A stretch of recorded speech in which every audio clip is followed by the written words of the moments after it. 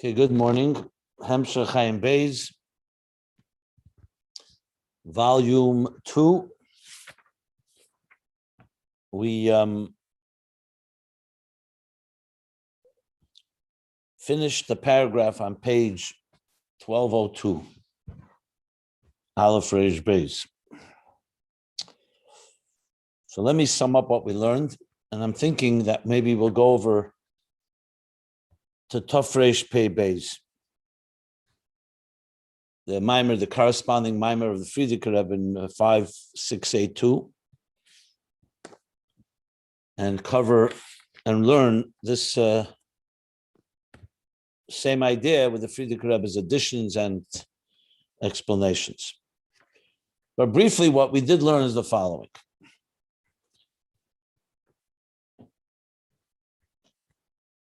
After explain, well, it's all about the topic of Choleh Ava, Choleh, and Choleh Ava specifically, and that is sickness, illness, and specifically love sickness, which he began by explaining that it comes from a deep yearning.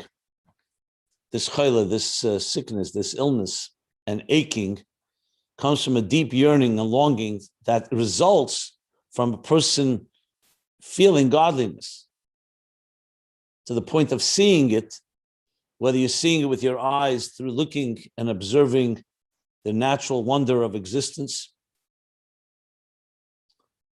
creation of existence and its perpetuation, or through contemplation about higher levels of the divine, not as they relate to something we can see with our eyes, but you can see it with the eye of your mind, a cognitive vision, so to speak, which brings you to literally closely identifying and recognizing the reality of God, and yet still remaining unfulfilled, and therefore with an awesome, as he called it, unquenched desire, causing the Choleh Ava. That was the higher level. Then he spoke about how that manifests in the word Choleh Gematria Memtes, 49, that you have reached the 49 gates of understanding, but the 50th one is missing. So Choleh is the same number as 49, as 49. So lacking that 50th, which is the sight, the vision, so it's a lower level. It's because you don't have the vision. That causes the Choleh. But then the Rebbe Rashab moved his way down, so to speak, to talk about Choleh in a more, not such subtle way, but in a more even crass way, like actual sin. Beginning with the Chet HaEgel, which resulted from the fact that the Jewish people went from the level of seeing to the level of hearing, Riyah to Shmiya, the Riyah at Matan Torah, at Sinai, and then they came to a state where they were not quite that type of clarity, and that led ultimately to the sin of the golden calf. So that he calls is already at the level of Choleh Mamish. Because the Chet V'Oven, Choleh Mamish.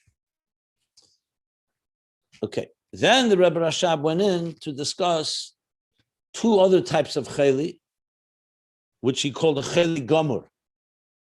Choleh Mamish means, in contrast to the subtle so-called love sickness of someone who sees godliness but is not fulfilled because they can't have it. Now he's talking about that. So in contrast to that, Chet HaEgel is a much stronger form of Choleh. But as a result, it's a result of a sin. Okay. Now he goes into Choleh. He says that there are two types. There are things that are like a Choleh that comes from Choleh Ava, like what we discussed till now.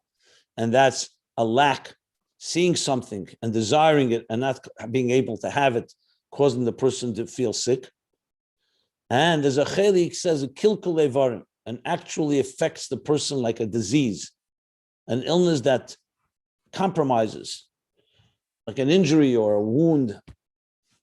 And that he spoke about is the resulting from the illness of the animal soul. This is not due to a lack, feeling the lack of the divine. This is actually an illness of a person who's consumed with the matters of this world. And that there are two levels. One that is in a dangerous state, that would be someone whose desires are cross the line of behavior that is against the Torah. Taivas Isur, it's called. Prohibited desires. And rather, someone who does not endanger is Taivas Heter. Someone has desires, but they're permissible, but they're still desires of the world. It's still a cheli that can lead to worse. So now we need healing. How do you heal from that? So now it doesn't, apparently he's not speaking now, the healing, it seems to me, because what's not so clear, which I'll talk about in a moment, is this healing that he's discussing now is about the nefesh habamis, or is it also healing for the nefesh halikis that's lacking the vision, that has the vision but not fulfilled?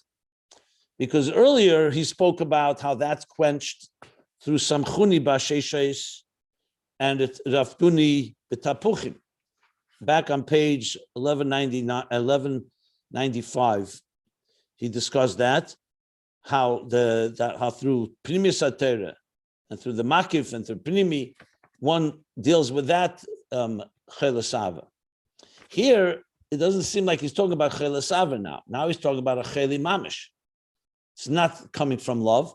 It's, if anything, is the love for the wrong thing. It's the love for the world, for materialism. So it's not a cheli that's feeling yearning for God. It's someone that's become completely consumed by destructive behavior. Like you said, destructive, the point you can eat and consume things that are bad for you and are destructive for you, which is what caused illness. So how is the healing for that? So he says that's tshuva. Tshuva brings healing. When a person is healthy, everything is flowing properly, so they don't need any more additional reinforcement. But when, God forbid, there's a kilkul, there's an injury or a wound to the body, now you need interventions that are not just the regular diet or the regular exercise. The same thing in Ruchnius. When a person is connected through Torah and mitzvahs, which so the flow of the divine energy is flowing smoothly within the human being who's connected to it. If, God forbid, there's some compromise in that, and here is clearly, there is a compromise, and therefore there's an illness, so now you need something stronger. You need something to repair the wound. So he says, this is through Tshuva Tata and Tshuva Ilah. Tshuva Tata repairs the actual wound, the Takanes Apgam, through the sadness and the remorse, complete remorse, and accepting that the future will be that you will, from here on, not ever do that again. That's Tshuva Tata. And Tshuva Ilah is the cry from the depths of the heart that wants to get close to God. And indeed, even stronger than before, because now you feel deeper thirst. Take a because before, when things were going regularly, before there was the illness, you didn't feel the need as much. Now you feel that void, so the desire and the thirst is even stronger. So you cry out from the depths of the heart, and through that, you in turn evoke the depths of Ein Sof that goes all the way up to the Shem Havai de Le'ela, basically the Er HaBligvul, and through that, you don't just repair the wound, you fill all the wounds, and you heal from the root of healing, Mokar Acheli, Machla, which is the cause. In other words, you're actually going back to the root of the foreign or alien flame and passions of the animal soul, and you're healing it on that level. And that requires going all the way to the source. So tshuva can be, you correct your behavior, whatever it is, more a behavioral type of change or symptomatic. That's like tshuva tata. Tshuva ilah takes the person through that deep yearning and that cry from the depths of the heart, goes all the way back to the engine room, so to speak. Vasiresi, as he says, machla mekibachai. Dafka asiresi, dafka God, ba'atzmi. That's amshacha from this higher level. And that creates a healing from the root. So apparently, and that's where we stopped. So what we read this looks like he's dealing with the illness of the animal soul. We're not talking here about the cheles ava of someone who reaches a level of riyah through Chochma, Bina, Das, is bonanus, and feels God, senses God, and sees godliness as much as one can see, and feels the lack. Because how does that help? This is here we're talking about a problem, a pagam, a wound. There's no wound there. That cheles ava, like he said, is more of an emotional, psychological. And yet, the only reason I don't completely say two separate things is because it's true. That's a cheles ava that's completely different than this. That's the highest level. This is the lowest level. But there's one thing here, that when you reach the lowest level here, so the Tshuva law brings you to the Eir HaBligvul,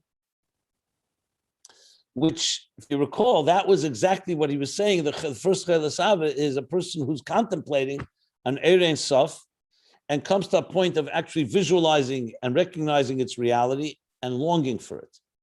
Here we're coming to it through a rebound effect, through like Eir Chayzer, meaning a person has sinned and then they regret and then they come back through the deep thirst to reach that place. So I'm not comparing the two. I'm just saying that he's using it in two different contexts. The first context is that you're actually longing for it through your bonanus, not because you, God forbid, wandered away and crossed the line in Taivas Heter, Taivas Isur. Like, it wasn't that type of cheli. We're not talking about that type of illness. And here, the person is reaching that place through the tshuva law that they're from the depths of the heart. Just pointing that out, because that's more in the context of this whole hemshech here. If you remember, it all began on page 1192, where he said, how do you reach Eir Ein Sof HaBligvul? He says, Derech Chaim Techachas Musar. It came from Torah mitzvahs, draws down divine energy in a healthy way.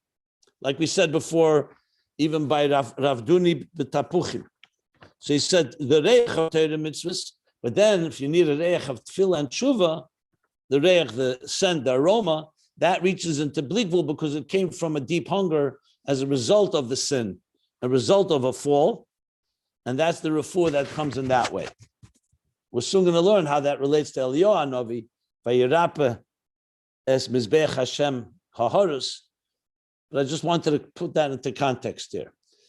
Let me just say one more thing before I stop for questions, and then I'm going to go to Tafresh Pei Beis.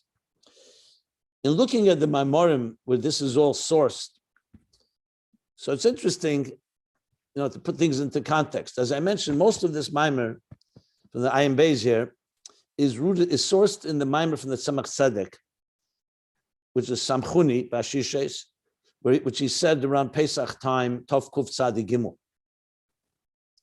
And I've been quoting different places from it. So it's printed in Eira Teira Pesach and Eira Teira Shir Hashirim, which we have posted.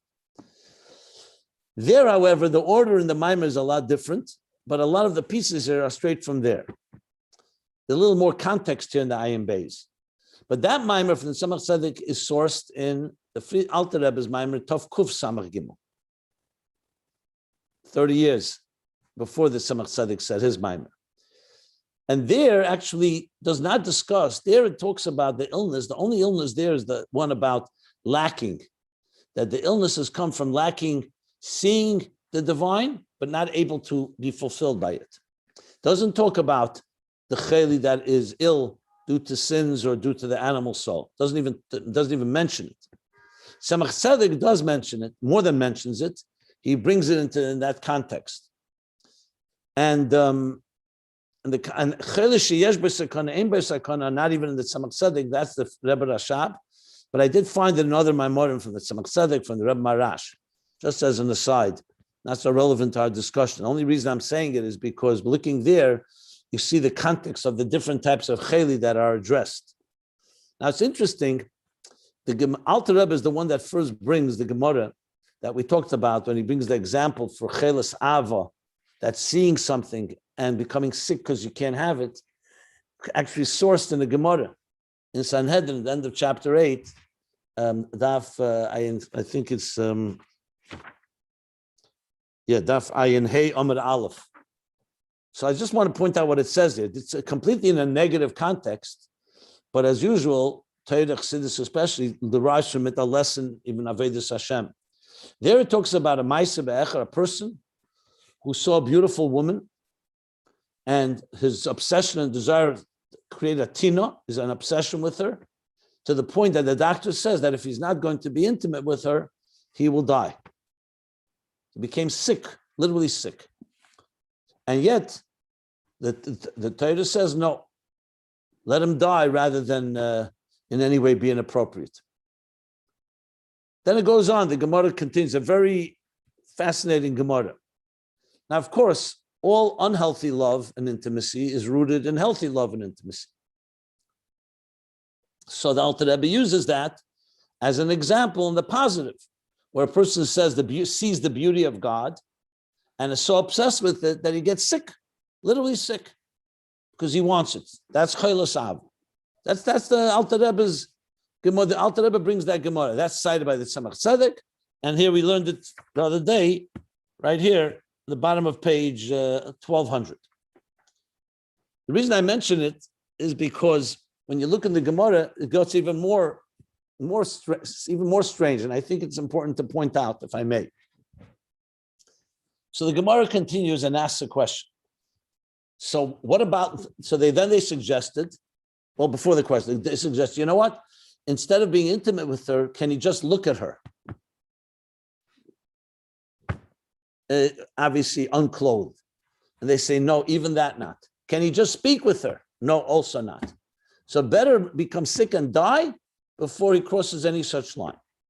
Then the Gemara asks a question. Was this woman a married woman or was she a single woman?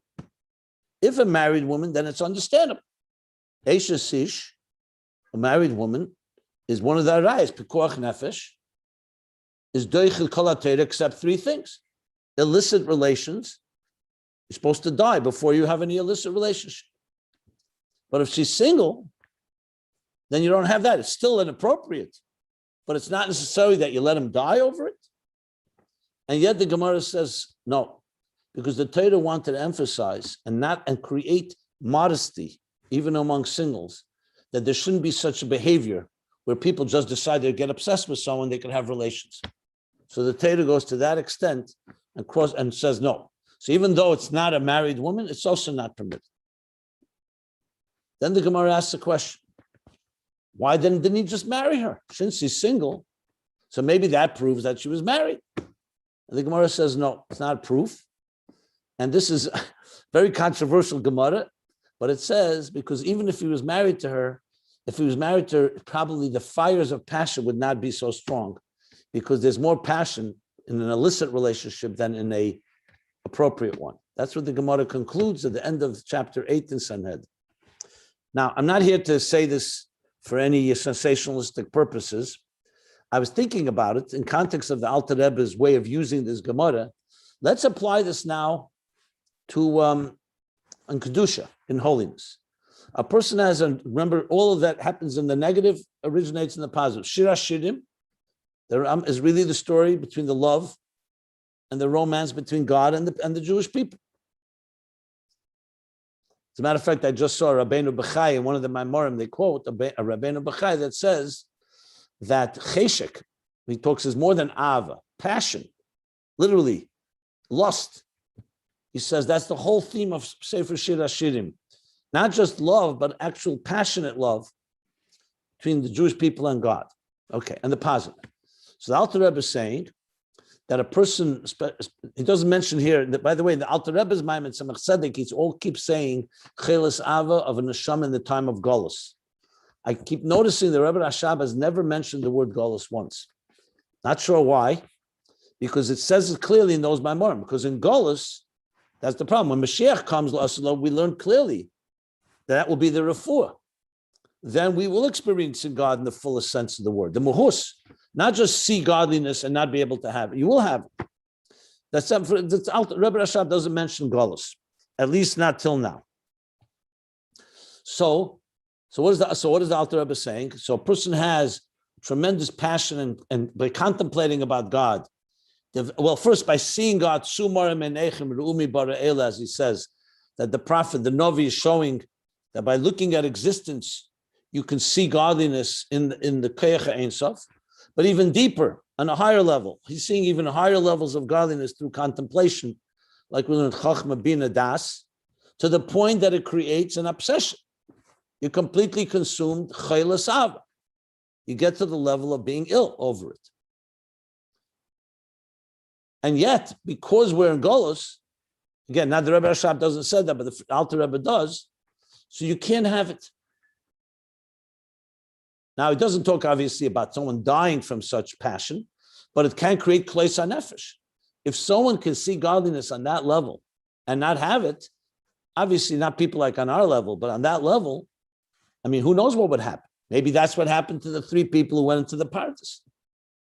Or Nadav and Avihu, when they went into the Holy of Holies, the children of Aaron. They saw something, but they couldn't contain it. So they died. They died in, as the Eir HaChaim says, in their love and in their passion and in their ecstasy. There's a whole list, and dveikus and attachment and so on. Why? Because we're not in the place yet where you have Ratzei and Shuv, the proper balance. That will be when Mashiach comes, L'asad Love. But why would I mention the rest of the Gemara? Because I was thinking, so 1 second here. The rest of the Gemara says, in other words, you can't have that passion only in an illicit way. So that reminded me of what we're learning right now. How does a person come to that place of connection? It's when they sinned, and then they do tshuva, tatan tshuva law, and they cry out from the depths of their heart, and that brings a healing from the highest place. So I was thinking maybe the Gemara can be explained in a positive spin, based on the Alter Rebbe's using the Gemara, in context of what we're learning here. So I just wanted to throw that out as a possible way of understanding that Gemara. Not just, of course, the Gemara is talking literally. I'm not changing pshat in the Gemara. It's still talking about a person who was in that state. But perhaps you can come to understand it also in a positive way. Like he says, Mayim gnuvim imtaku, stolen waters are sweeter. That's like the power of tshuva, because it came from the negative, and that ultimately led the person. Not that, God forbid, anyone was allowed to do this initially, but like he says in Tanya, once it happened, you can come to a deeper tshuva ma'ava. You actually transform even the negative into a positive. Okay, that's what I wanted to just share and add. I will say one more thing. There's a Maimer Samchuni from the Rebbe Rashab, Tofrei Samach.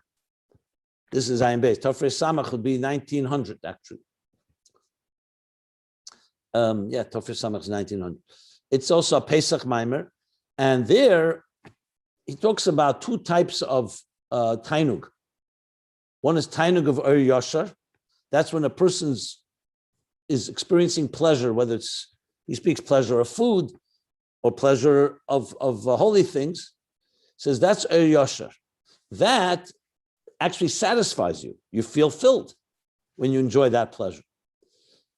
Then there's a tshuva, then there's Tainug of Ur Chayzer. And he says that is when you are seeing something and you have pleasure in seeing it, but you feel unfulfilled. You actually feel pain and cheles ava. So the pleasure is actually causing you pain because you're seeing something you're not able to have. So it's like then he says in Tainug of Ur Yashar, you also have an example of that. When a person is so overwhelmed by something that they're experiencing, like Rabbi Akiva, when he was learning Primus HaTorah, says his eyes were dripping with tears because it was so overwhelming for him. But there he says the overwhelming is not a cause of lack, that's a cause of being overwhelmed by the Tainug. Why am I mentioning it? Because I was thinking that maybe when he talks here about the different levels of Choleh, so one, he's talking about a lack, obviously. You see, but you can't have it. That's the higher level. Or even the 49 gates of Bina, and you can't have the Riyah of Chochma. But then, when he talks about the Choleh of the Nefesh Habamis, there's the other way. Is the person is overindulging in the wrong Tainug. A Tainug where he's indulging in this material world, completely consuming him. The pleasure is in everything that's opposite of godliness. So not only is it not causing a yearning for godliness, it's actually the opposite. You're completely ignoring God. Like he said, you forget God. in this process. And yet, as we said, tshuva can then bring a healing from deeper places. I just wanted to just throw that in as well into the whole equation. What I want to do is learn now the Tafresh Pei Beis, but because I gave a pretty long summary here, and some of you may have questions of what we learned till now, let's do that. If anybody wants to ask anything, please, now is a good time.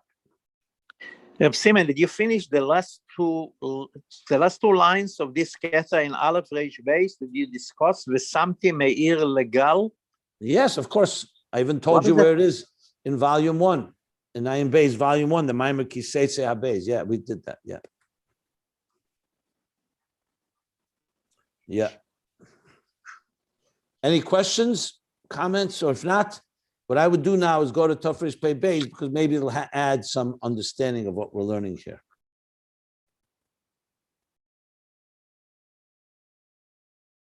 So the sickness that comes from the bad Choleh Ava, you're saying that it's not the Choleh that you can't have it, but you actually do acquire it, and from that you become sick? No, I not even in the same league. The first Choleh Ava is you're contemplating on the highest levels of godliness, and you get sick because you want it, and you can't quite have it. This is the opposite completely in every possible way. It's nothing to do with God. You become it's like a person who's become completely obsessed and consumed with the material pleasures of this world. But they're involved in something that's destructive to them because it's not about godliness, it's not about your purpose. It creates a spiritual sickness, as he said.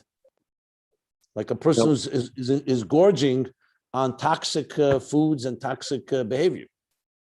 No, I realize that they're two opposites. Two different, completely, I wouldn't even put them, they're not in the same league altogether.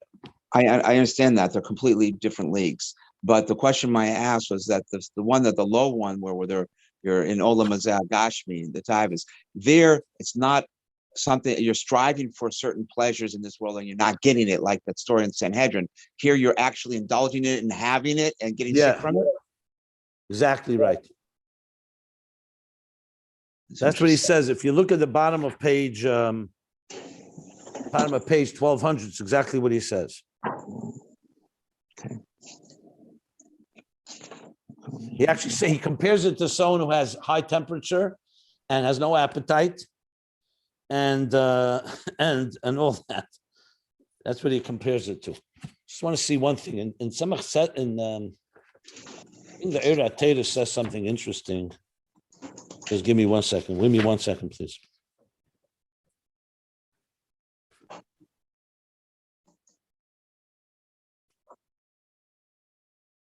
In the meantime, if I can ask Rabbi Weingarten to please post the link to the Critical Rabbi's Maimer, Tafresh Pei, I think it is.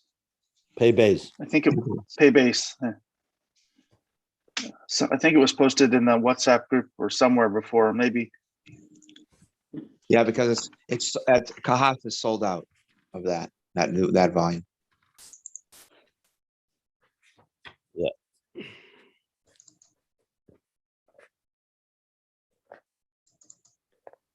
I take it back. I was smart enough to download it, but maybe everybody else wants the link.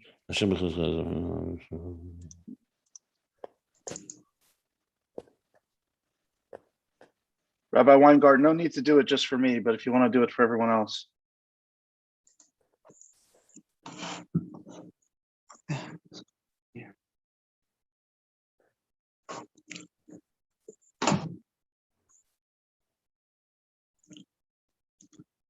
Itzhak, you have that Pei Beis? I do. It was I can email it to you. Yeah, please. Yeah, I would appreciate it because I went to the store to buy it and I couldn't get it. It's sold out. Okay. Thank you. eGold 145 at Gmail. Correct. The one on the it's Okay. Okay. So I'm going to Tafresh Pei Beis. Since you guys have different pages than I have, I'll just refer to the chapter numbers. But if you do have the pages I have, I'm going now. It's page 326. It's chapter 61, Samach Aleph. So we had learned Samach. That was the whole thing about his Samtus and so on. Oh, I want to say one more thing I forgot to mention. In Eira Teira, he brings Das into the picture. He says Das is the main way that we bring Chochma and Bina, the Ri of Chochma into Bina. The Rebbe Rashab doesn't quite, he says it, but he doesn't say it as explicit as it says in Eira Teira. We did learn that Hamokas Hadas, on the page, bottom of page 1199, says the Hamokas Hadas is the Ikariya is through Das. But in the Eira Teira, in case you're interested, he even speaks about it even more at length. One final thing. You may have heard of a this sefer last called, week. Yeah, what we learned last week, yeah. One more thing. You may have heard of a sefer called Beinu Yerushalayim. It's a book that was printed of Maimorim of the Alter Rebbe. Short, usually short Maimorim. Now it's printed in Maimorim HaKetzarim. So Beinu Yerushalayim is where the discussion of the Chet HaEgel. Remember we learned about that. The Chet HaEgel was the descent from Riyah to Shmiyah. That's a Maimer from the Alter Rebbe in Beinu Yerushalayim, just in case, again, if you're interested in sources. Okay. With that said, I just posted the Frierdiker Rebbe's mimer okay. in the With Ayin that Beis said, WhatsApp. let me continue. Now, so this is going to be. Could you tell me where in the first Choleh it's talking about with something me'ir legal? That the Rebbe Rashab himself tells us. Look on the page of the Maimer. Dibra Maschel Kiseitze Habeis, you see? And the footnote below, they tell you what page number. Thank you. Okay. Now, we're going to learn now, if you remember on page 1200, we're now on 1202. So the paragraph from 1200 to 1202 is now, we're going to learn that in the year, the Maimer, Sefer Maimorim, the Maimer is Ish, Kisista, Tofresh Pei Beis, that's equivalent to 1922, 5682. So here's what so again, this is going to be Kisisa or Balaischa? Neither. Do me a favor, let me learn and teach it. You look it up, it's all on the pages. Okay. Now he goes like this. V'hine b'lekuta teira ma'arizal. So the ideas here are literally word for Mayim Beis or very similar. So nothing here is going to be new, but there's going to be some additional explanation. So this is both a review and some explanation from the Frierdiker Rebbe. Hine b'lekuta teira ma'arizal. Isa. This parallels page 1209 Beis. The chelu b'gematria memtes. Chela, a sick person, ill person is the gematria, same number as 49. V'hainu.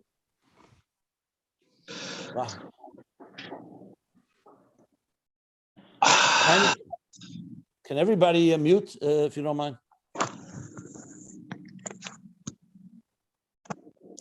V'hainu shechoser shar hanun. 49, that means it's lacking the 50th gate. Dihine chamishim shari buina nivra elam. That the world was created 50 gates of wisdom, of an understanding of bina. Ukeshachasa sharanun, and when the 50th gate is missing, nikra chela. It's called a chela because it's memtes, not 50, 49, not 50. V'yadua, it's known that sharanun hu hamachaber chochma bina. The 50th gate of bina is a bridge that connects chochma to bina. So bina has 49 gates. You climb them up. The 50th leads you into chochma. V'hainu ta'ariyah the chochma yeh bebina gamkein. That the 50th gate is what causes that the riyah, the vision, and the clarity of chochma should also be in bina.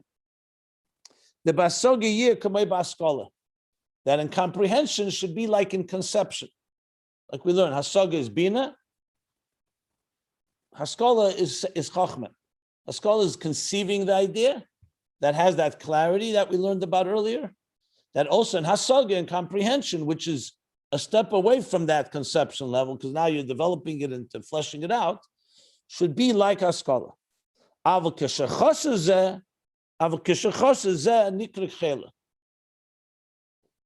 When that's missing, that's called a chela, a state of illness.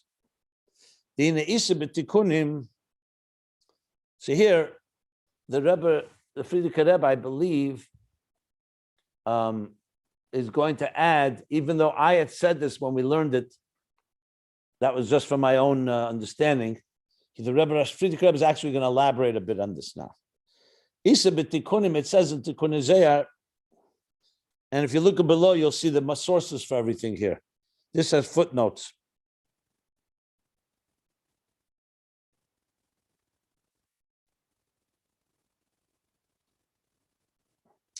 So he says like this: the Abba Ilah Mekanan Atzilus, the supernal father, which is Chochma, is nested in Atzilus. That's its primary place. The Ima Ilah Mekanan Babriya, and the supernal mother, which is Bina, is nested in the world of Bria. Abba Ilah B'chinas Chochma Mekanan Atzilus. The supernal father, Chochma, is nested in Atzilus. The Agili B'Atzilus who B'chinas HaChochma, because the revelation Atzilus is from the level of Chochma. V'Agili B'Bria hu Imila B'chinas Bina, and the revelation in Bria is the level of Imila Bina. Okay, he mentions the canal B'inyan Amidas Asrafim. I'll just mention it because I don't want to skip anything, but it's essentially going back to my marm of the Frierdiker Rebbe that are earlier, not part of Ayin Beis. That's the Frierdiker Rebbe is referring to his own mimer earlier, chapter 42. Ulazais, and therefore, Gam b'madreges habitl choluk atzilus mebriya. Since they're distinguished by two different levels of divine levels, one is Chochma, one is Bina. So also they're bitl, in their bitl, the bitl, they're also different Atzilus and Bria. The Batzilus who b'chinas habitl the Chochma. In Atzilus, where Chochma radiates, the flash, the spark, the Nakuda concept, that so Atzilus has the bitl, has the sublimation or the nullification of Chochma. Or b'Bria b'chinas habitl the Bina, and in Bria you have the nullification or sublimation of Bina. The Bina b'chinas yesh l'gabe Chochma, Chochma shu b'chinas Ayin. That does say in Ayin Beis. So the Frierdiker Rebbe just added some more lines of explanation to explain the difference between Atzilus and Bria, similar to Chochma and Bina, Ayin and Yesh.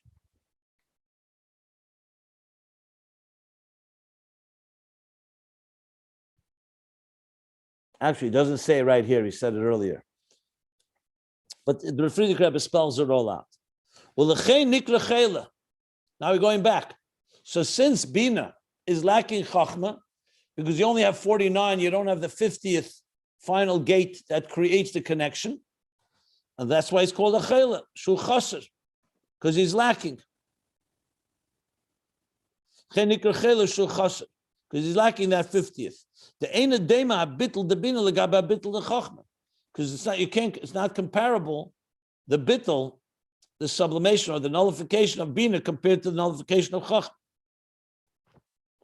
Okay, so that covers the first piece in Ayin Beis, page 1200. Now the next piece in Ayin Beis is going to say that this chayla is still subtle. Now we're going to talk about a chayla that's something more relatable as truly being ill. This illness is a subtle illness, because what are you lacking? You're not lacking anything.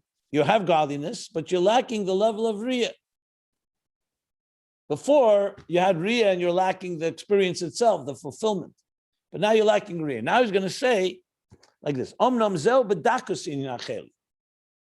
this is a subtle form of illness.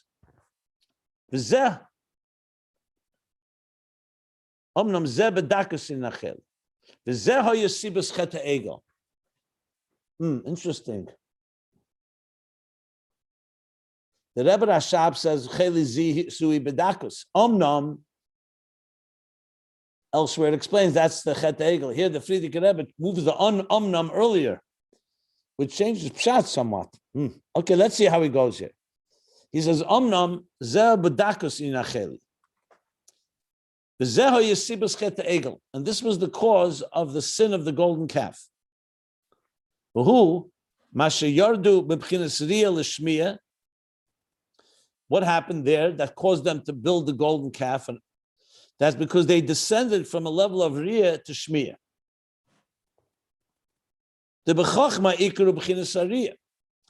Chochma, the primary force there is riyah, is the visual clarity, as if you see it, that's how clear it is. And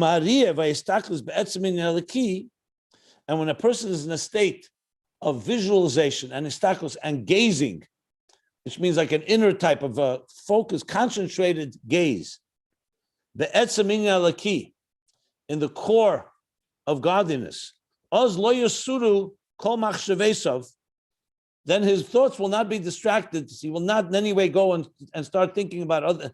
His thoughts will not go and wander off anywhere. V'chol midesov, and all his emotions won't wander. Me'etzem minyan halaki, because when you're completely absorbed, like mesmerized by the visualization and the of looking at godliness, you're like hypnotized in a way, in a good way. So there's no distractions because you're so focused and so taken by it. Which means in Aveda, when a person, all his actions and all the matters that he's involved in throughout the day, who davik belakus, he's attached to godliness, because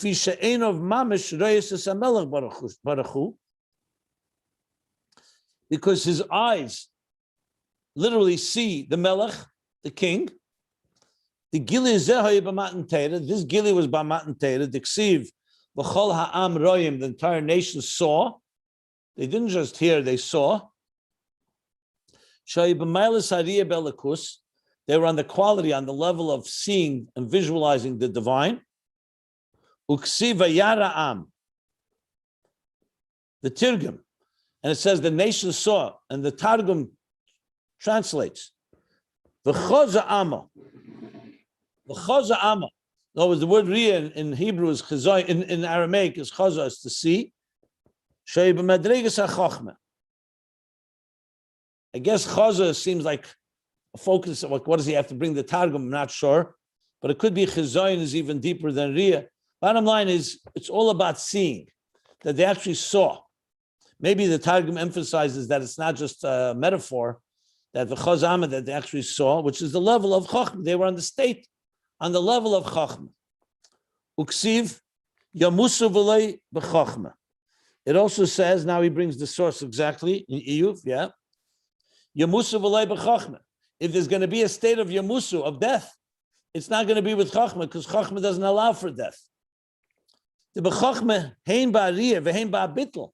Chochma, both in the visualization and in the bitl that it brings, that sense of completely being absorbed and sublimated. Level of Chochma, when you're in that state, like you said, you're seeing the king, you're standing before him and completely focused and concentrated on that. There's no room for anything that's negative, for any sin, God forbid, any transgression.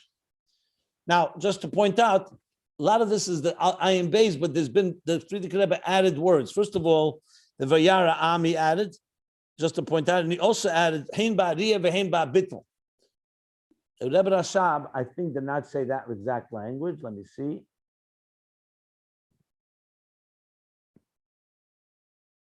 No. So he's adding an explanation. So both the visualization, which mesmerizes, and the bitl it causes, does not allow room for anything. That's lo yamusu. Yamusu, but lo b'Chochma, not through Chochma. Chochma doesn't allow for that. Adarabah. On the contrary, hariyah mevili de dveikus kol atzmusei kanal. Not only does riyah, seeing, not allow you to be distracted, on the contrary, it brings you to be completely connected. Kol atzmusei. His entire being is completely caught up, is completely consumed with this.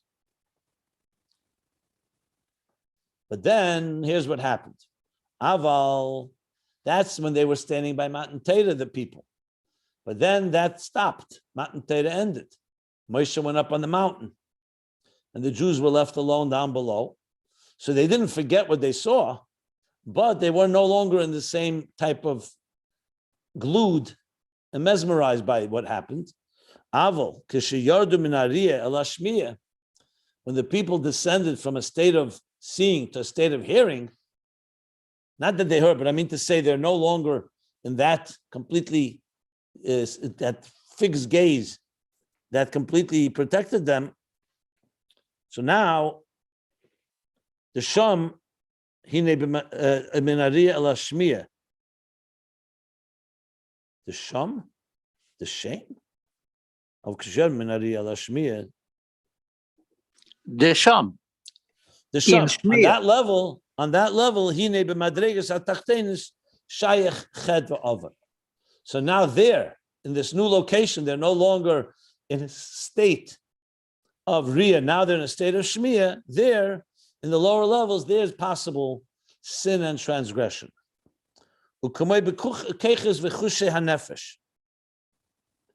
This again, I believe, is now the Frierdiker Rebbe is adding now explanation. Yeah. He says like this. Now remember, the Frierdiker Rebbe speaks about Keches and Chushim that the Rebbe Rashab doesn't speak about here, and I actually discussed it in the previous page when we learned it earlier, where he spoke about Chushi and Nefesh, that that when a person has that Chochma Bina Das, and they come to a point that's not just the faculties, but the very sense. The person has a sense, like the sense of sight. Remember, the senses are deeper than the faculties. So he spoke about Chushim as being greater than the faculties, and then the Chush, the senses affect the faculties. That's when a person comes to Isamtus, to a true reality. I'm just pointing out that this is in context of Pei Beis, as opposed to Ayin Beis. But I'll read it because Frierdiker Rebbe is using it to explain this subject. So he says like this: like it is with the faculties and the senses of the soul. We know we have 5 senses: sight, sound, taste, touch, and smell. And we have 10 faculties. And I discussed last week the difference between the two. I gave you the sources, both in Pei Beis and Tafshin Tes and other places. Okay, so he says like this. When a person is in a state, in other words, a state where their chushes is stimulated, the sense, in this case, the sense of sight, there's not shaykh, a person not shaykh to ched v'avan, because they're very consumed with what is that they're sensing. The chet uchsodden, because a chet, it actually says Chassidus, chet comes from the word chesodden.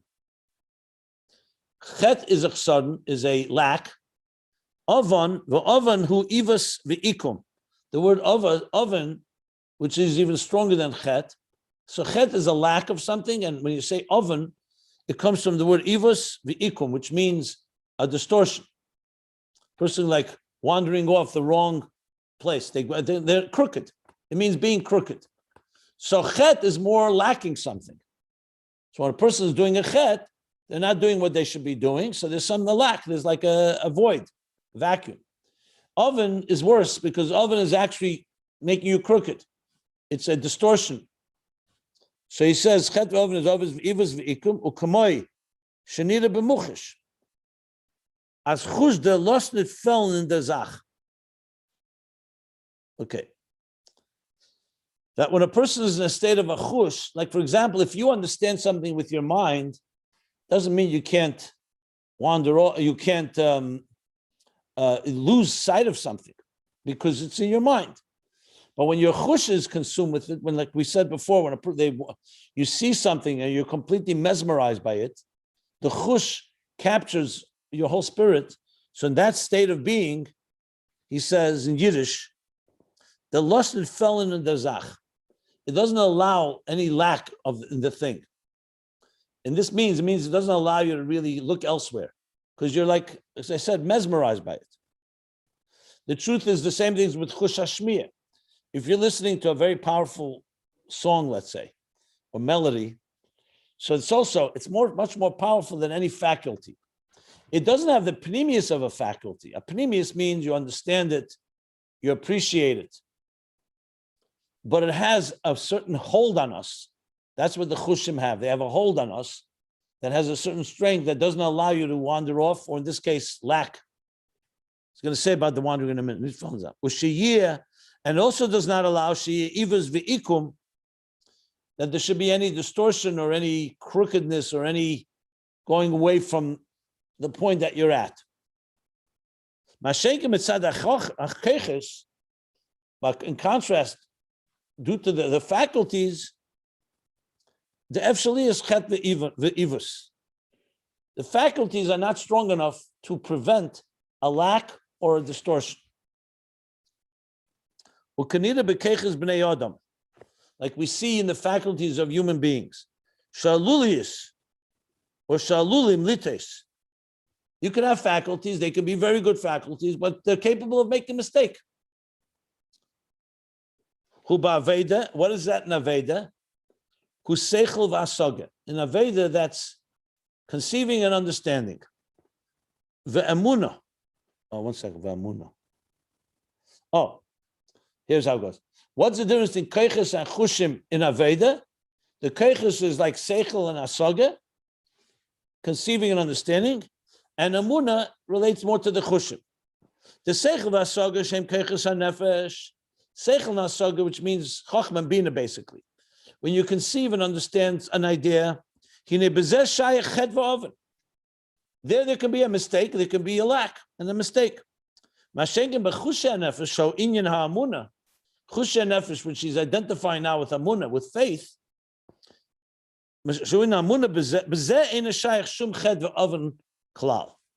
There can be no lack and no distortion. I'll explain what this. Let's see what he's going to say, and then I'll explain. I know we all are wondering what exactly does this mean.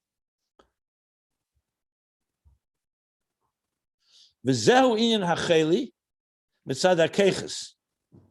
And this is the cheli that's due to the faculties. Shebezeh shayach cheli mamish. The faculties, there can be an illness. There can be an illness. Okay, one second. I should stop here because now he's going back to the Ayin Beis. Okay, the Frierdiker Rebbe does not explain. He just says as a fact that chushim are not capable of sin, a lack and distortion. Faculties are, and he compares chushim to amuna and seichel and asaga to faculties, where there's a possibility. So what does this mean that namuna? Let's start with that. What do you mean namuna cannot be can be a lack or a distortion? We see people have challenges in faith. So the way I would explain what he's saying here, and this is without looking in the previous chapters of this Maimer where he may have discussed it, even though it doesn't sound like it because he would have referred to it. But my initial reading of this is the following.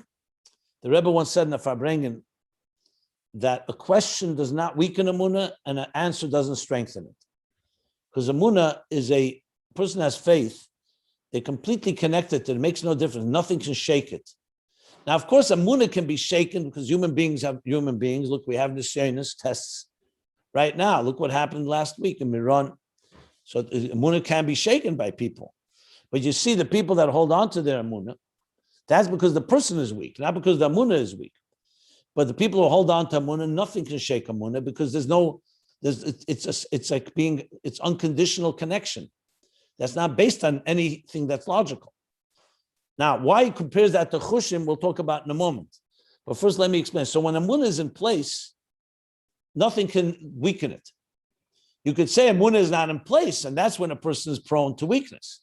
But if Amunah is really there, nothing can shake it because Amunah is not subject to logic and questions and answers.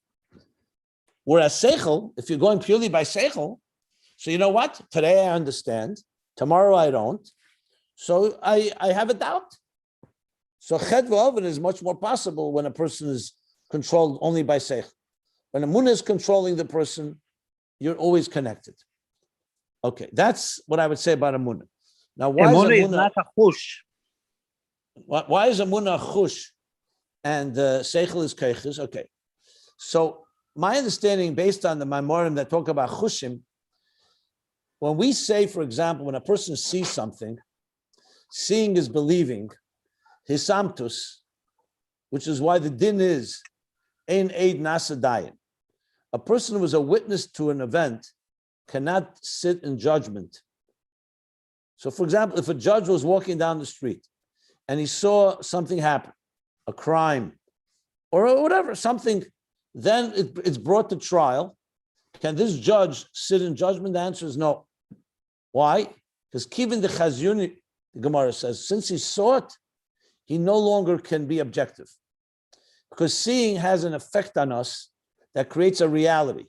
Of course, you could argue, what do you mean? If he's a wise judge and he's intelligent, he could say, you know what, I saw it, but I'm not sure what I saw. Was it exactly, did I interpret it right? But still, seeing biases you. So seeing comes from a place that's much deeper core of your soul than seichel. Seichel, the dayan who is not a witness, can sit in judgment, and he hears a witnesses present their evidence, their narrative. He sees the evidence presented. His seichel is at work now. So seichel here has a mila. Since seichel is not subject to that type of bias that a visual would have been, so he's able to weigh it and say, you know what, this evidence, I have evidence the other way, witness said this, another witness said that. He can weigh it all and come to an objective conclusion. So Riyah has the mila that it creates such a reality, it's unshakable. You can never say, if you saw it, you can't say it didn't happen. You can say, I don't understand what happened. But remember, Riyah has nothing to do with seichel. You can see a painting that is mesmerizing, doesn't mean you understand it. It means it just captures you.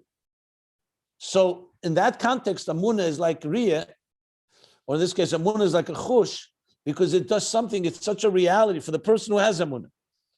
That's why I said, the emunah I'm talking about when it's in place. If a person is weak in emunah for whatever reason, that's another issue here. But once he has that chush of that the emunah, it's like a chush, not like a koyach. A koyach can go either way. That's why koyach is subject to change. And in this case, ched v'oven. What means a koyach? I understand something. That doesn't mean that tomorrow maybe I do something counter to my understanding. Whereas Riyah creates such a reality, there's no room for anything else.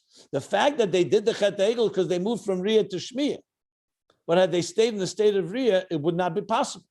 That's what a chush is like. Whereas koiches are subject to change and therefore subject to ched v'oven, like he calls a lack or distortion. Now it's interesting because Chochma and Bina are both faculties, and yet the Riyah of Chochma is associating more with the chush, and the seichel of Bina is associating more with the koyach. That's just as an aside. But that's how I understand this piece. Okay. Before we continue, does anybody have any questions? Okay, with that said, he now goes back. He added this explanation. And I said, I don't know if it's only an explanation in the Ayin Beis. It's also connecting themes that the Rebbe, Friedrich Rebbe, has earlier in this Tafresh Pei Beis. Remember, this is chapter 61 in a long hemshech of Maimorim of his own.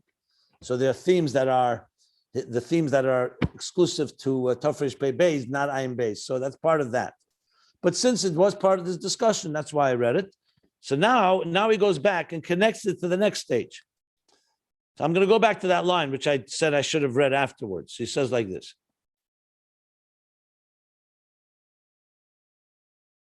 The phone. The Kmo Begashmias. I know where I'm at. I'm just looking it over.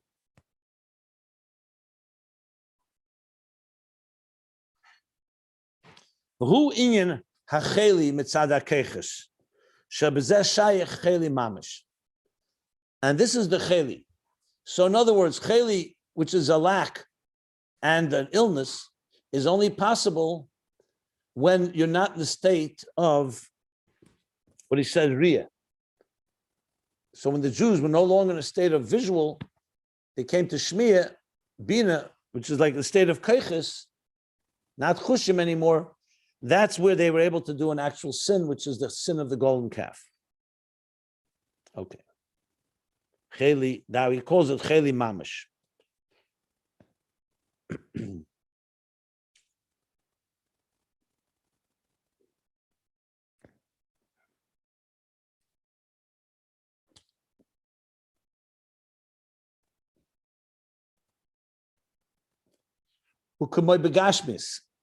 Like we see physically, the Rebbe Friedrich Rebbe is somewhat changing a little the order of what the Rebbe Rashab said. It's the same theme, but the order is a bit different, and he's like weaving it together a little differently, but it will just help us understand it. But if you're comparing it exactly, you'll see it goes a little, you'll see in a second. Okay. Kamei, like we see physically, Hariyesh Beze Fanim Becheli.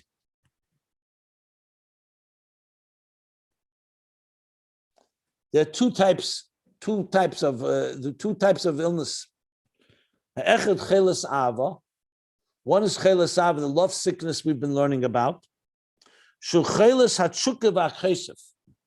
That's an illness due to the yearning and the longing. Ve'ein zeh mitzad kilkalei vorim. That's not due to any damage or injury. It's not an illness that you can say something is injured. It's more that there's something lacking. You're not feeling a yearning and a longing. It's not due to kilkalei varim, a damage or an injury to the or a wound to the organs, limbs. The geirim cheli chas v'shalom, an injury that causes actually, God forbid, a real illness. Kim chelas hatshuka. This is the Friedrich Rebbe's expression, which is often what the Friedrich Rebbe does.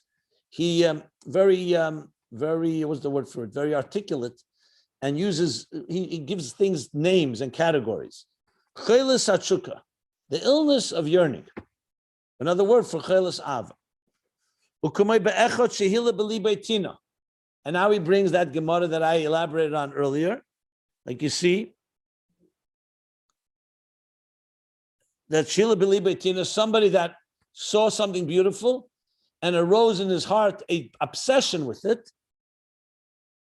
Umagedl hakesef, and from the great yearning or the great longing for it, the ena yochel amalis l'tzeini v'chefsei, and he's unable to fulfill his desire and his will and his desire.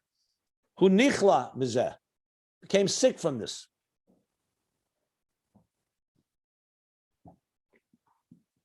Just 1 second.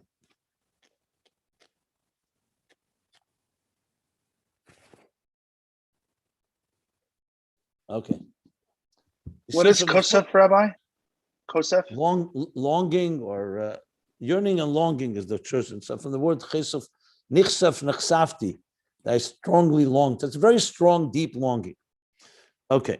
Now, you can see from the footnote, I don't want to criticize, but the footnote, the person who did the footnote didn't realize this is all part of the Ayin Beis, which is part of the Maimer Samchuni. So even though he does cite the Alter Rebbe's Maimer, but the truth is it should have been really said, this is based on Samchuni Tov Kuf Samach Gimel, where the mashal is first brought. So he brought right Mar Mekemis, but it's not exactly the context, just as an aside. Okay. So what is this? This is not a cheli in the body. It's not like this person who was so consumed with his beautiful sight that his body, he had an injury or a sickness or illness or disease. Like I said, it's more psychological and emotional. What is this in Aveda? Uba Aveda, who inyan chelas ava now. In Aveda, this is chelas ava now. This is the love sickness we're talking about. Someone who comes to a point of visualizing the reality of God cannot fully contain it or cannot contain it and causes a deep sickness. His eyes actually see. When he says actually, he said clearly before, Ayin Seichel, but mamish visualizing the existence of God, godliness, but he cannot comprehend its mahus, its personality. That's what he said earlier, means that he's not fulfilled. B'shum inyan canal. Nothing can quench that that can satisfy that. That's the first chayli. The second, again, this is the Rebbe Rashab. Just actually, it's not so much a different order; it's just a little different terms. Beis hu chayli haba b'sibas kilkel evri aguf rachmana litzlan. The second one is an illness that came due to an injury or a wound in the limbs and parts of the body. Rachmana litzlan, God should protect. Shenefel lemishkav chas v'shalom. He's bedridden, can't move. Mishkav means he's to lie down, bedridden. Umizgaber boichem hativi, bizgabish yisera, and his temperature has risen. Yisera in a very increased way, high temperature. Ad she'evet chesef ha'achila, to the point that he loses his appetite, his desire for eating. Oy shenevad etzle tama achila. Either he loses his appetite for food, or he loses the tam, taste in food. The Rebbe Rashab did not bring the first one; he only brought the taste, which the Tzemach Tzedek also brought. The Frierdiker Rebbe adds also appetite. Just looking, yeah. Eved hatam. He says eved hachesef. So not just appetite and now taste, or taste. The toyemes hamosuk lamar, that which is sweet tastes for him like bitter. V'amar lamosuk, and that which is bitter tastes sweet for him. Oy zeis yeser. Furthermore, even more, moreover, or even furthermore, he desires bad foods. A full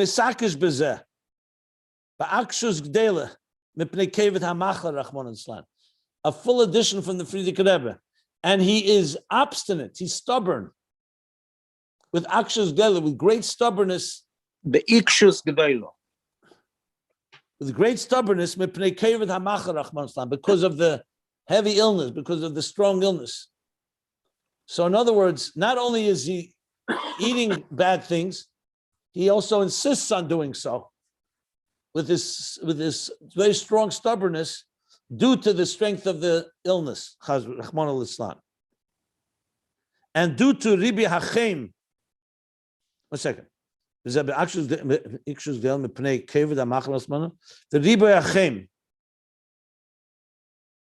me just read the niggin again. And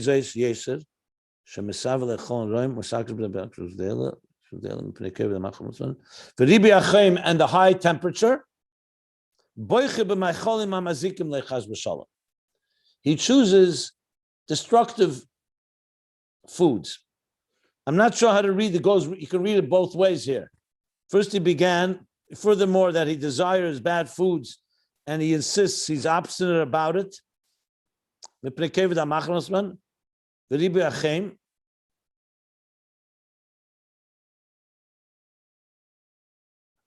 you stop like this. Maybe it should be read like this, that he chooses bad foods and he is stubborn about it, in a very strong stubbornness, comma. And due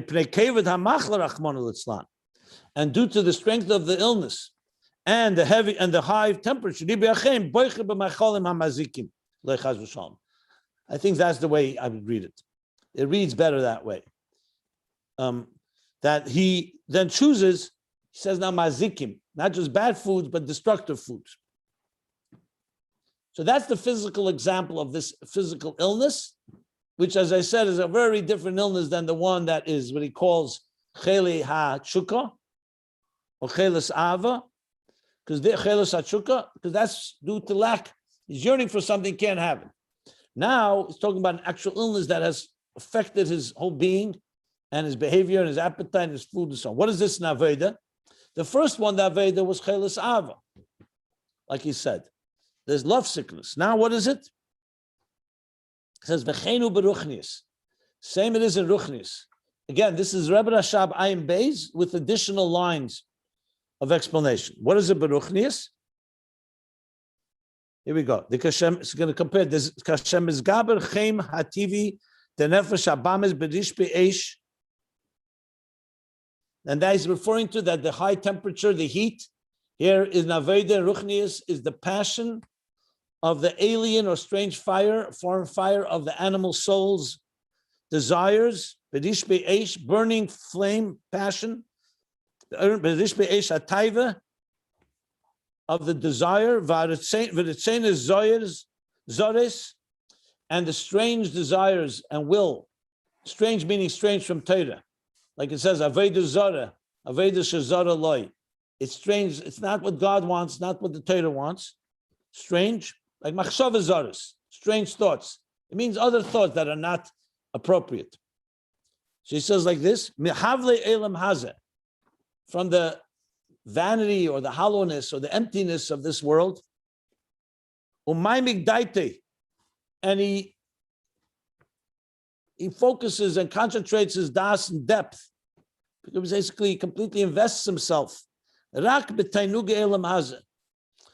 in the pleasures of this material world. That's his entire desire and his will. Person completely consumed basically with materialism. And in these thoughts and in this involvement is what he's busy all his days. The Frierdiker Rebbe Rashab say that too? No, he added this line. The Frierdiker Rebbe making it even more. Doesn't the Behem Yegel Chol Yom is Frierdiker Rebbe's addition. Uma Hashem. V'zeh kol chefze yotzoyno is in Ayin Beis. You can look at like I just looked. Yes. V'zeh kol chefze yotzoyno lezeh. Uma Hashem shachach libay. The words Ubehem Yegel Chol Yom of the Frierdiker Rebbe adds. Yeah.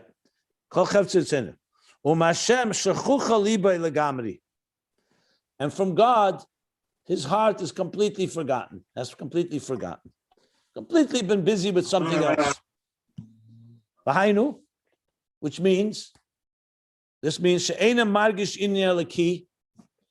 does not feel or sense an inyan, a divine matter, the divine. And doesn't desire it at all.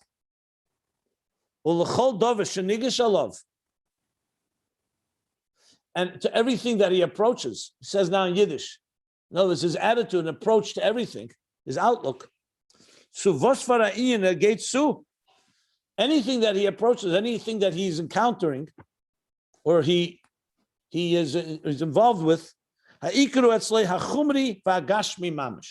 this is Frierdiker Rebbe completely adding this.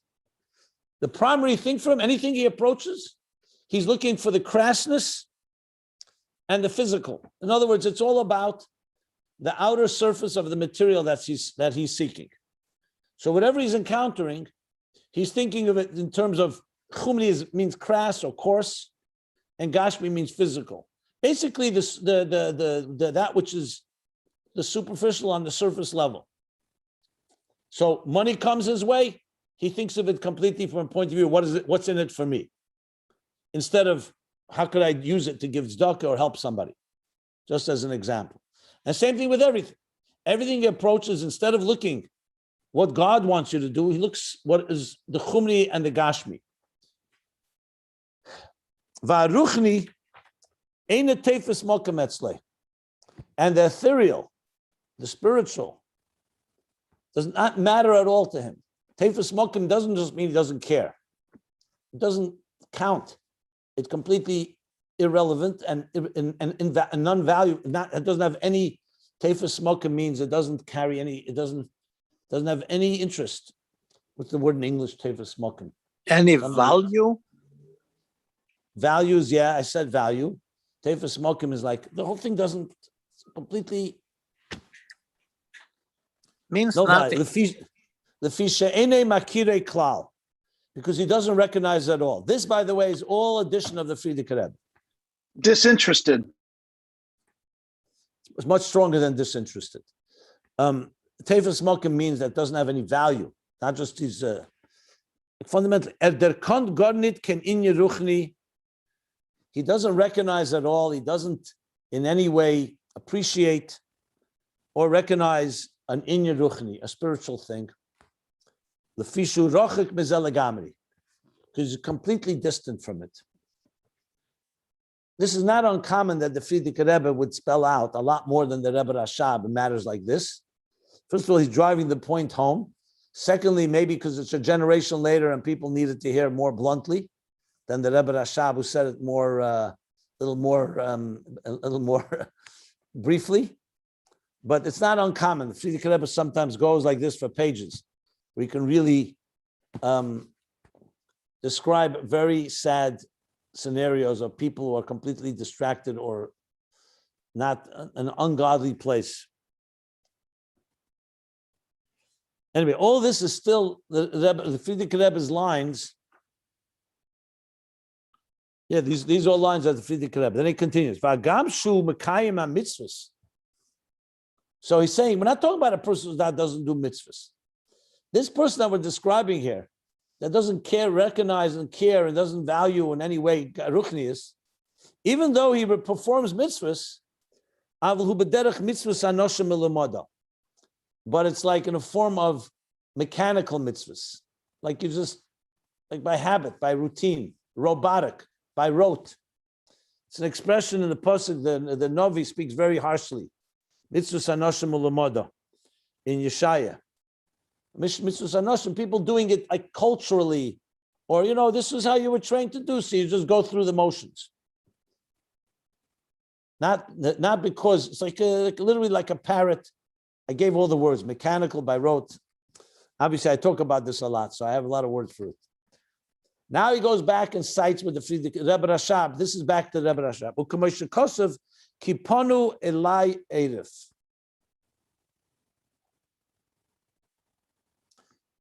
Ponu elai eiref means you turn to me with your back. That's the literal meaning. It's in Yirmiyahu here. I see Beis Chav Zayin 227. And the Frierdiker Rebbe teaches like the Rebbe Rashab does. The Masha Ponu elai. That which turns to me, which means God, that which is godly, is by this person only with their back. Eiref is like the back of the neck, and acharayim with their back. Like meaning it's insignificant, it's like completely secondary. Tainug is a premius.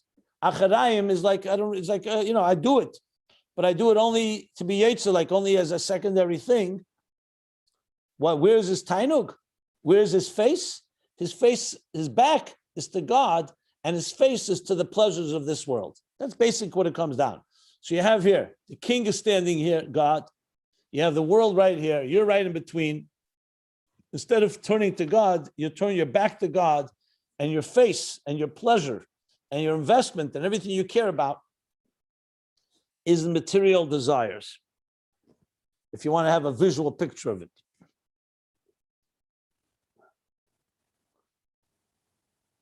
Yeah. Our behavior never sounded so bad, right? Okay.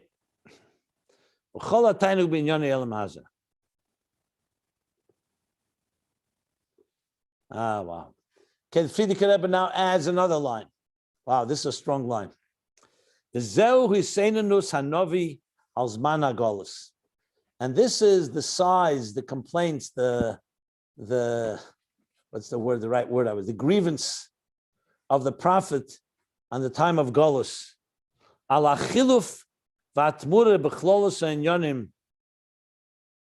Where everything is turned, we transferred our interest in the general matters. The umnim alait teleya chibku ashposis. The hoemonim alei toilo chibku ashpatois. Okay, that those who were accustomed to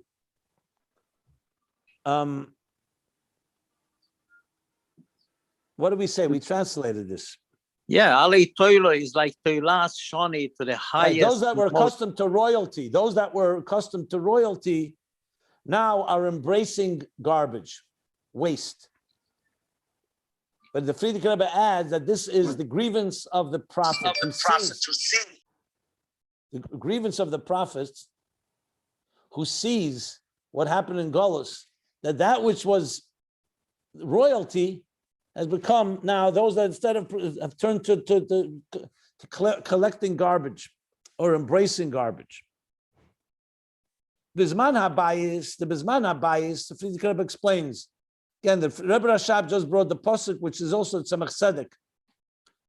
The Bisman HaBayis, during the time of the Beis Hamikdash,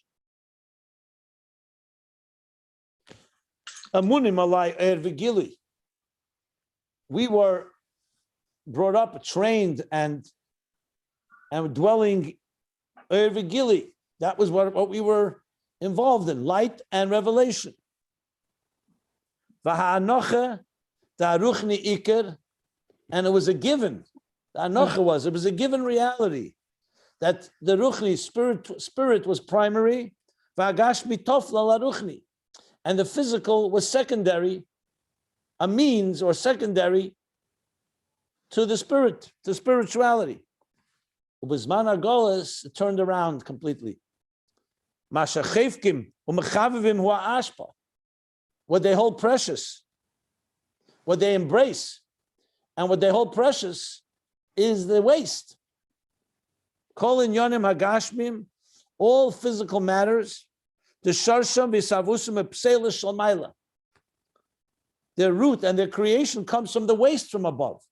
As I explained last time we spoke, that how does energy, how do maggots and insects and parasites get their energy?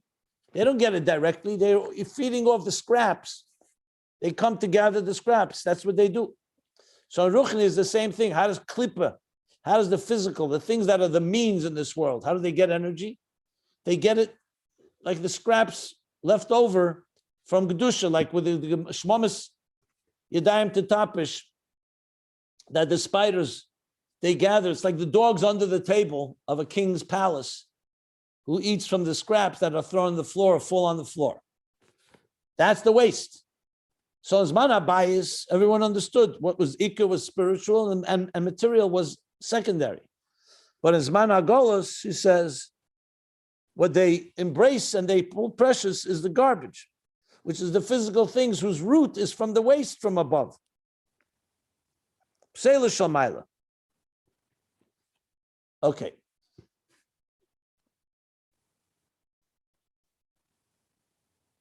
Now that he described, so what do we have from this? We described the issue of the high fever, of the illness that the Nefesh Habamis creates, where the passions are now directed toward this material world, basically embracing waste instead of embracing gems, the royalty of the. Now he's going to describe what about the loss of appetite and what happens with the taste of the person in this state. Just remember, this shouldn't depress anybody because the whole point of all of this is to describe reality so we can figure out how to heal from it. Just want to make sure that people understand what the goal here is. So now,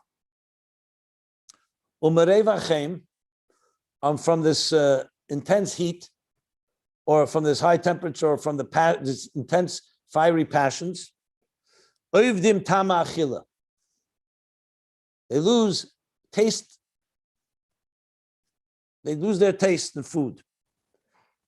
The toyimim esamosuk lamar, and that which is sweet, they taste as bitter, tastes bitter for them.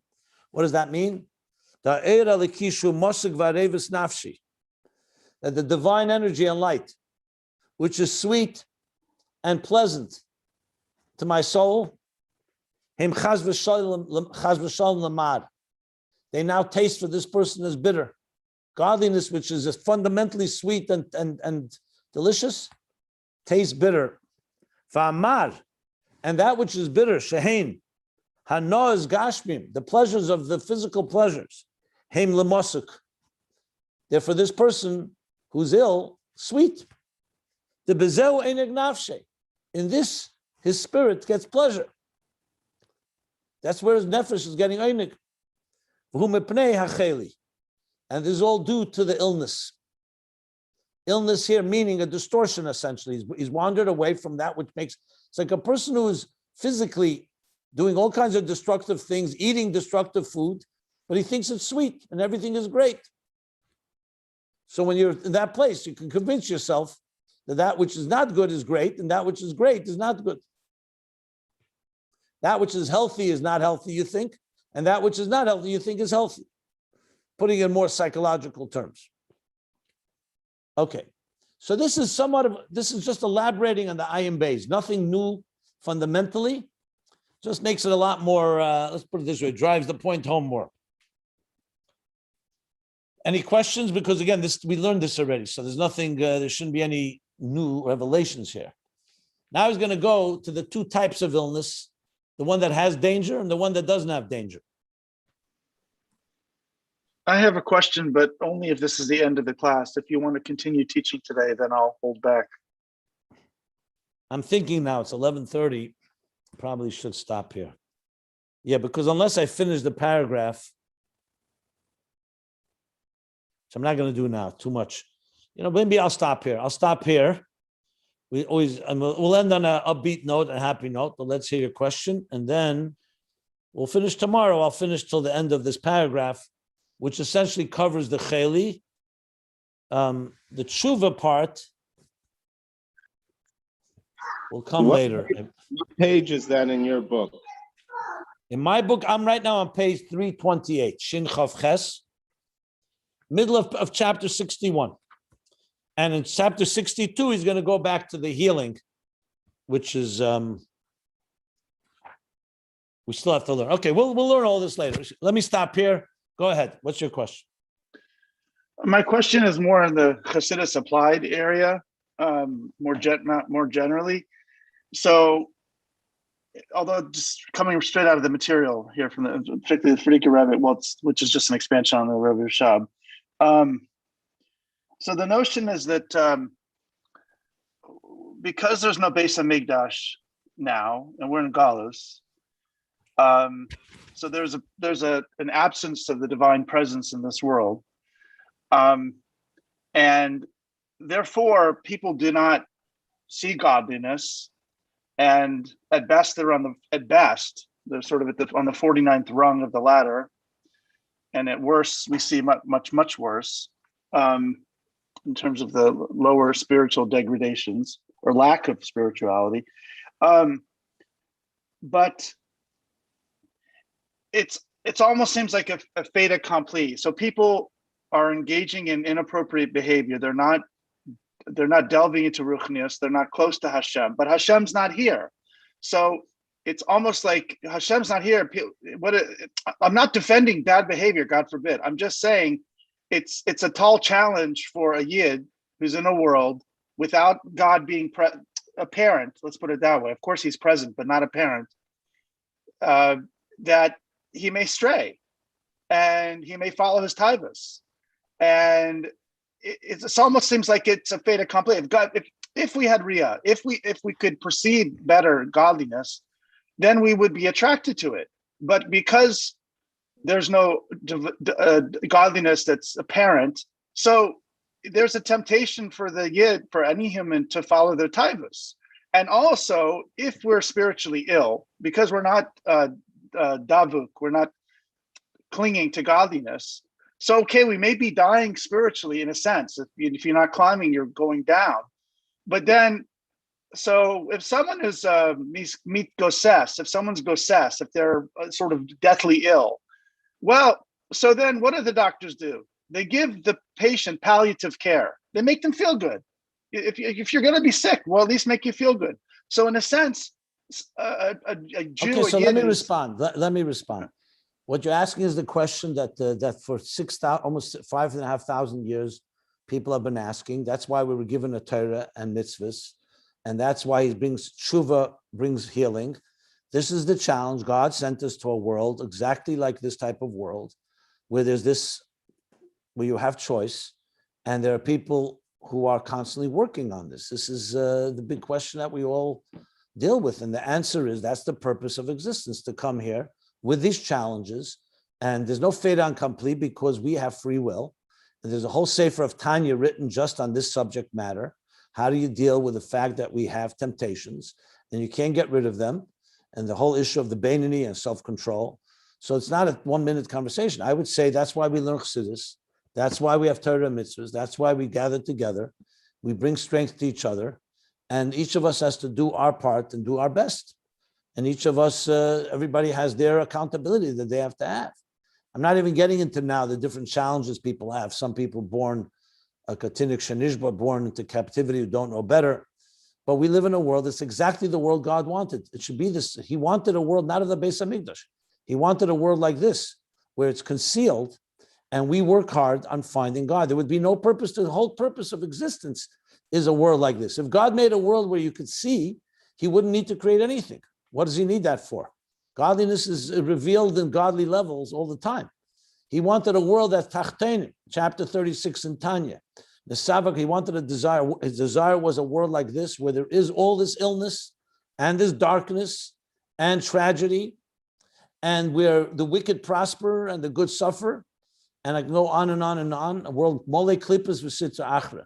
This is the whole Torah and Chassidus, Torah, mitzvahs, Chassidus, tshuva, everything is coming to answer this question. That's why we're here. And each one of us will work our way. But that's the whole purpose. This is not a question on Ayin Beis. This is a question on existence itself, Of course. No, of course. I understand that. I didn't mean to open to such a broad topic, but I guess that a corollary or a follow-up question is that the way this is being described, if you were to tell it to someone who's sick, it comes across, let's say, as like Musar. Now it's the truth. And it's almost like you go to a doctor and you say, I'm sick. The doctor says, look, here's the cure. You're not going to like it. Let's say you're going to have to lose 50 pounds or you can't drink. I don't read it as Musar. I read it as love. When someone loves you and you're eating poison and they tell you you're eating poison, I don't see that as Musar. I see that as trying to help me understand that what I don't see, what I'm blinded by.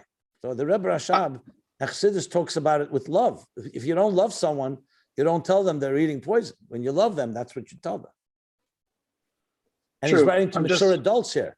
This is these Maimorim are written to mature adults. This is not, the Rebbe Rashab is not here to patronize us. It's here to tell us this is the reality. It's not Musar. It's trying to paint a picture of our reality so we can find the proper healing. The first thing you want a doctor is not to tell you, oh, I love you so much, I'm not going to tell you have an illness. I will tell you have one, and I will tell you have all the strength to overcome it and heal from it. That's the tone that I read from this. I'm playing devil's advocate a little bit. I agree with you 100%. There's no question. But you're asking, so I'm answering. Okay, so final follow-up question. You go to someone who doesn't understand this. One second. Let me just, one second. Since it's recording and this is off the topic, I'm going to just stop. So we did part of Tafresh Pei Beis